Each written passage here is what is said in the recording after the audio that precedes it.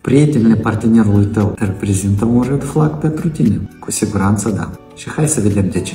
Primul lucru este că partenerul tău întotdeauna petrece foarte mult timp cu prietenele respective. Asta îl face să facă schimb de emoții, eventuale eșecuri sau emoții pozitive, eventuale succese, ceea ce îl apropie emoțional de aceste prieteni. Totodată, prietenele partenerului tău pot substitui prezența ta, pentru că la fel oferă sfaturi, încurajare și suport emoțional.